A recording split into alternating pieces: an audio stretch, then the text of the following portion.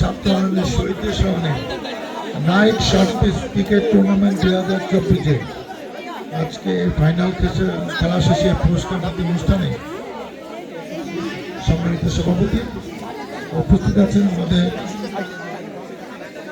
BNP নেতা গোলাম মোস্তফা, রফিকুল ইসলাম, নজরুল ইসলাম সহ উপস্থিত অতিথিবৃন্দ, আয়োজকবৃন্দ এবং যারা এরকম একটি সুন্দর প্রতিযোগিতা অংশগ্রহণ করলো। ছুটিমন্ডলী, আসসালামু আলাইকুম। আমার একটা জিনিস ভালো লাগছে যে কয়েক বছর আগেও আমার কাছে মনে হয়নি যে যুব সমাজকে সংগঠিত করার জন্য, যুব সমাজকে এই খেলাধুলা উৎসাহ দেওয়ার জন্য নিজেরা সংগঠিত হয়ে নানা রকম খেলাধুলার প্রতিযোগিতা টুর্নামেন্টের আয়োজন এই বিগত কয়েক বছর আমরা দেখিনি।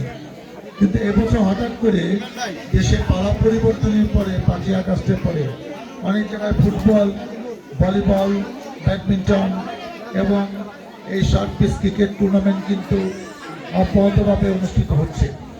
এটি একটি ভালো লক্ষণ।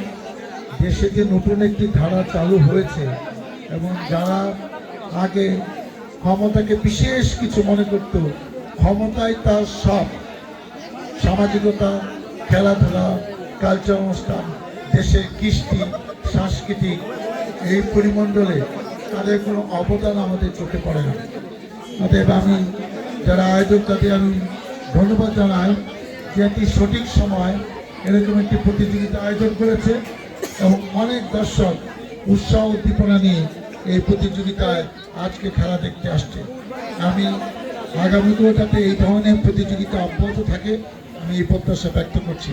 আর যে কোনো খেলাধুলা হার জিত আছে, আজকে যারা বিজয়ী হয়েছে তাদেরকে আমার অভিনন্দন। আর যারা আজকে হেরে গেছে, আজকে অভিজ্ঞতা আগামীতে যেন অনুপ্রেরণা হিসেবে কাজ করে। সবাইকে আন্তরিক ধন্যবাদ জানিয়ে এবং আমি এটাও দেখলাম যে চ্যাম্পিয়ন টিমের প্রাইজ মানি 50,000 টাকা এবং আনার্স টিমের প্রাইজ মানি 25,000 টাকা ট্রফি সাথে আছে। আমি মনে করি এটা খুবই একটা স্ট্যান্ডার্ড পুরস্কার হয়েছে। ইনশাল্লাহ আগামীতে আর অনেক টিম, অনেক খেলোয়াড় এই ধরনের টুর্নামেন্টে অংশগ্রহণ করতে উৎসাহিত হবে, এই প্রত্যাশা ব্যক্ত করে শেষ করছি।